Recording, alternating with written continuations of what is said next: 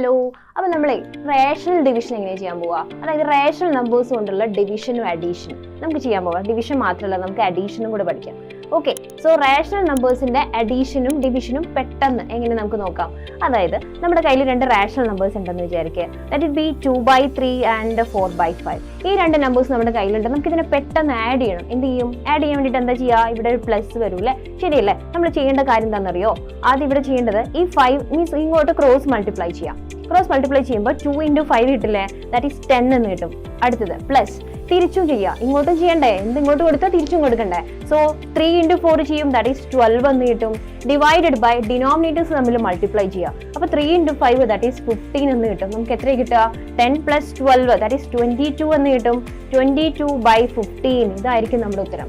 Clear ആണോ? എങ്ങനെയാണ് fractional നമ്പേഴ്സിന് multiply ചെയ്യാൻ ആഡ് ചെയ്യുക എന്നുള്ളത് ഒന്നുകൂടി ചെയ്തുതരാം. അതായത് 1/3 + 2/7 രണ്ട് നമ്പേഴ്സാ. 1/3 ഉണ്ട്, 2/7 ഉണ്ട്. ഈ രണ്ട് നമ്പേഴ്സിനെ നമുക്ക് എന്ത് ചെയ്യണം? ആഡ് ചെയ്യണം എന്ന് വിചാരിക്കുക. എങ്ങനെയാ ചെയ്യുക?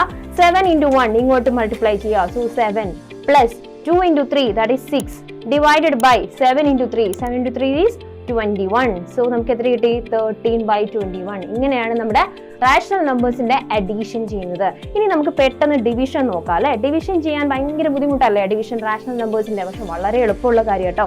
അതായത് 2/3 ഡിവൈഡഡ് ബൈ 4/5 ആണ് നമുക്ക് ചെയ്യണ്ടേ എന്ന് വിചാരിക്കുക. നേരെ എന്താ ചെയ്യാന്നറിയോ? 2/3 അങ്ങനെ തന്നെ വെക്കുക. എന്നിട്ട് ഈ ഡിവിഷനെ നമ്മൾ മാറ്റി മൾട്ടിപ്ലിക്കേഷൻ ആക്കി കൊടുക്കുക. എന്നിട്ട് 4/5 അല്ലേ ഡിവൈഡ് ചെയ്യാനുള്ളത്? ഡിവൈഡ് ചെയ്യാനുള്ളത് എന്താണോ അതിനെ തിരിച്ചിട്ട് കൊടുക്കുക. എന്ന് വെച്ചാൽ റെസിപ്രോക്കൽ എഴുതുക. സോ എന്തായിരിക്കും? 4/5 എന്നുള്ളത് 5/4 ആയിട്ട് എഴുതാൻ. എന്നിട്ട് മൾട്ടിപ്ലൈ ചെയ്യാം. മൾട്ടിപ്ലൈ ചെയ്യാൻ നമുക്ക് എളുപ്പമാണല്ലോ.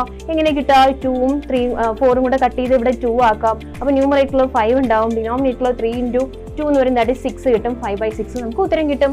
ഓക്കെ, ഒന്നുകൂടെ ചെയ്യാലോ. എങ്ങനെ ചെയ്യാം? അടുത്തൊരു ക്വസ്റ്റ്യൻ കൂടി എടുത്തോ. 1/5 ഡിവൈഡഡ് ബൈ 2/7. ഓക്കെ, എങ്ങനെയാണ് ചെയ്യേണ്ടത്? ദാറ്റ് ഈസ് ഈക്വൽ ടു നമ്മൾ 1/5 അതുപോലെ തന്നെ എഴുതും. എന്നിട്ട് ഇൻറ്റു എന്ന് കൊടുക്കും. ഈ 2/7 ഉള്ളതിനെ തിരിച്ചിട്ടിട്ട് മൾട്ടിപ്ലൈ ചെയ്യും. എന്തിനാണോ ഡിവൈഡ് ചെയ്യേണ്ടത് അതിന്റെ റെസിപ്രോക്കൽ കൊണ്ട് മൾട്ടിപ്ലൈ ചെയ്താൽ മതി. ഓക്കെ അല്ലേ? അതായത് 7/2 കൊണ്ട് മൾട്ടിപ്ലൈ ചെയ്യും. അപ്പൊ നമുക്ക് എന്ത് കിട്ടും? 7/10 എന്ന് കിട്ടും. ഇതായിരിക്കും ഉത്തരമായിട്ട് വരിക. ഇതിന്റെ കാരണം എന്താണെന്നറിയോ? നമ്മൾ ഈ 2 കൊണ്ട് ഡിവൈഡ്, ഇപ്പൊ സിമ്പിൾ ആയിട്ട് പറയുകയാണെന്നുണ്ടെങ്കിൽ ഇപ്പൊ നമ്മൾ 10നെ 2 കൊണ്ട് ഡിവൈഡ് ചെയ്യുക എന്ന് പറഞ്ഞു കഴിഞ്ഞാൽ അവിടെ ആക്ച്വലി നടക്കുന്ന വർക്ക് എന്താണെന്നറിയോ? 10 × 1/2 ആണ്. 1/2 ഹാഫ് കൊണ്ട് മൾട്ടിപ്ലൈ ചെയ്യണം. അപ്പൊ എന്തുകൊണ്ടാണോ ഡിവൈഡ് ചെയ്യേണ്ടത് അതിന്റെ റെസിപ്രോക്കൽ കൊണ്ട് മൾട്ടിപ്ലൈ ചെയ്താൽ മതി. അപ്പൊ നമുക്ക് ആ ഒരു പ്രശ്നം വരില്ല, കട്ട് ചെയ്ത് പോകാനുള്ള പ്രശ്നങ്ങൾ വരില്ല. ഓക്കെ അല്ലേ?